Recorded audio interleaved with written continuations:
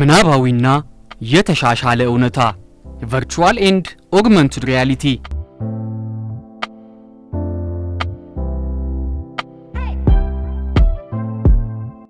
ምናባዊ እውነታ ቨርቹዋል ሪያሊቲ ግንኙነትንና ተረቶችን ልክ እንደ ፎቶግራፍና ቪዲዮ ለማስተላለፍ ታስቦ የተጀመረ ነገር ግን ብዙ ተመራማሪዎችን የፈተነ የቴክኖሎጂ ውጤት ነው። ሞርታን ሂሊንግ የአሜሪካ የፊልም ባለሙያ የፊልም ዕውቀቱን በመጠቀም በ1962 ሴንሶራማ የተሰኘ የመጀመሪያውን የምናባዊ እውነታ ቨርቹዋል ሪያሊቲ ሰራ። ይህም ቨርቹዋል ሪያሊቲ በጣም ግዙፍ የ1980ዎቹ ጨዋታ መጫወቻ ጌም ነበር። ይኸውም ጨዋታ በሞተር ሳይክል የብሩክሊን ከተማ መንገዶች መሽከርከር ሲሆን ተጫዋቾቹም ፊታቸው አካባቢ የንፋስ ስሜት፣ የሞተር ሳይክሉን መቀመጫ ንዝረት፣ ባለ 3 ልኬት 3D እይታ እንዲሁም የከተማዋን ሽታ ሳይቀር ለተጫዋቾቹ የሚያጋራ መሳሪያ ነበር።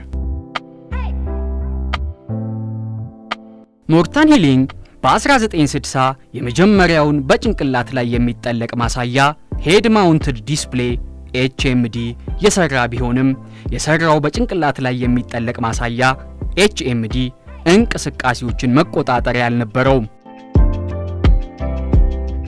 በ1961 ሁለቱ የፊልኮ ኮርፖሬት መሐንዲሶች ለመጀመሪያ ጊዜ መግነጢሳዊ እንቅስቃሴዎችን የሚቆጣጠርና ለሁለቱም አይኖች የቪዲዮ ማያ ገጽ ያለው በጭንቅላት ላይ የሚጠለቅ ማሳያ HMD ሰሩ።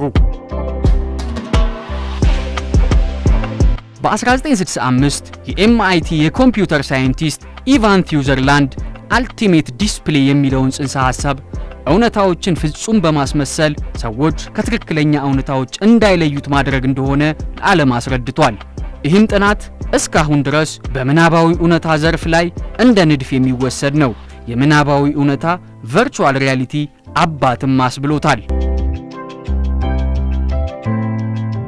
እንግዲህ ለብዙ ጊዜያት ሲንከባለል በንድፈ ሐሳብና በጽንሰ ሐሳብ ደረጃ የነበረው የምናባዊ እውነታ በገሃድ ዓለም ፍጹም ያልነበረውን እውነታ በመፍጠር የሚያሳይ ሆኗል። ይህ የምናባዊ እውነታ በብዛት የሚያተኩረው በድምጽና በምስል ላይ ቢሆንም አሁን እየተሰሩ ያሉ ምናባዊ እውነታዎች ግን ስሜትንም በከፊል ማካተት ጀምረዋል። ምሳሌ በጭንቅላት የሚጠለቅ ማሳያ ያለው ጨዋታ ስንጫወት ከነበርንበት ከቤታችን አሊያም ጨዋታውን መርጠን ከምንጫወትበት ስፍራ ሙሉ በሙሉ የተለየ የሆነ እና በኮምፒውተር ተመሳስለው በተፈጠሩ አካባቢዎች ውስጥ ሆነን ለጨዋታው የበለጸጉትን ድምጽና ምስል በቦታ ያለን በሚመስል መልኩ ያቀርብልናል። በአሁኑ ሰዓት ይህ የምናባዊ እውነታ ቨርቹዋል ሪያሊቲ ቴክኖሎጂ የቪዲዮ ጨዋታዎችን፣ ቪዲዮ ጌምስን እና 3 ልኬት 3D ፊልሞችን ለመመልከት በስፋት ጥቅም ላይ እየዋለ ይገኛል። የተሻሻለ እውነታ Augmented reality። አውጊር ቃሉ ከላቲን የመጣ ሲሆን ውርስ ትርጉሙም የጨመረ ወይንም የተሻሻለ እንደማለት ነው። የተሻሻለ እውነታ Augmented reality ቴክኖሎጂ የገሃዱ ዓለም እውነታዎችን ከዲጂታል ምናባዊ እውነታዎች ጋር በማጣጣም ለተጠቃሚዎች ማቅረብ የሚችል ነው። ይህም በኮምፒውተር የሚታገዘው የእውነታን ማሻሻል የተለያዩ ስራዎችን ለመስራት እገዛዎችን ከመስጠቱም ባሻገር በይበልጥ ተጠቃሚዎችን ብቁ የሚያደርግ የቴክኖሎጂ ውጤት ነው።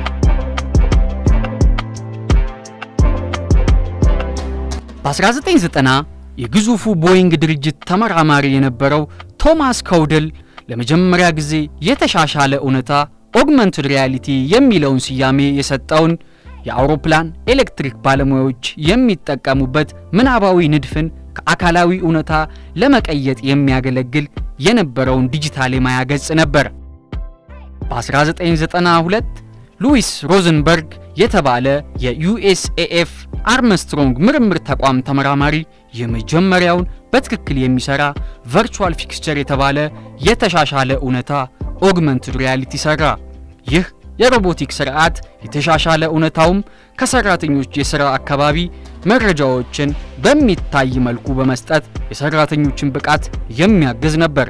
በእርግጥ ይህ የተሻሻለ እውነታ Augmented reality የሚሰራው የዛን ዘመን ሥራ የአሁኖቹ ምናባዊ እውነታዎች ቨርቹዋል ሪያሊቲ ጥንቅቅ አድርገው የሚሰሩት መሆኑን ልብ ሊሉት ግድ ይላል።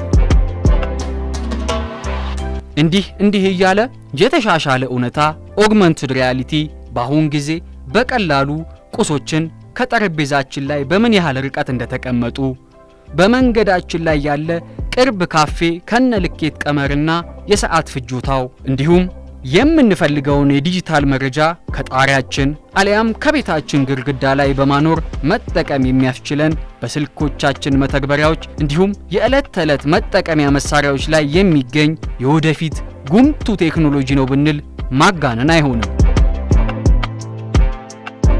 በቅርብ የጎግል መነጽር የተሻሻለ እውነታን በመጠቀም የአይምሮ እድገት ውስንነት ያለባቸውን ሕፃናት የሚያግዝ መነጽር መስራቱ አይዘነጋም።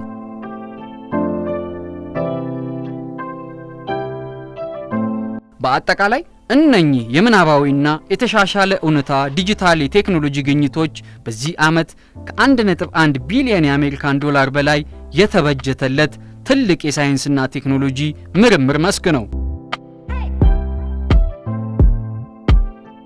ልዩነታቸውን ለማጠቃለል ያህል ምናባዊ እውነታ ቨርቹዋል ሪያሊቲ በኮምፒውተር የሚታገዝ ፍጹም ከእውነታው ዓለም የተለየ ሌላ ዲጂታል እውነታ ውስጥ የሚከተን ቴክኖሎጂ ሲሆን፣ የተሻሻለ እውነታ Augmented reality ግን በኮምፒውተር የሚታገዝ የገሃዱ ዓለም እውነታዎች ላይ የዲጂታል ምናብ በመጨመር የተጠቃሚውን ብቃት ከፍ የሚያደርግ ቴክኖሎጂ ነው።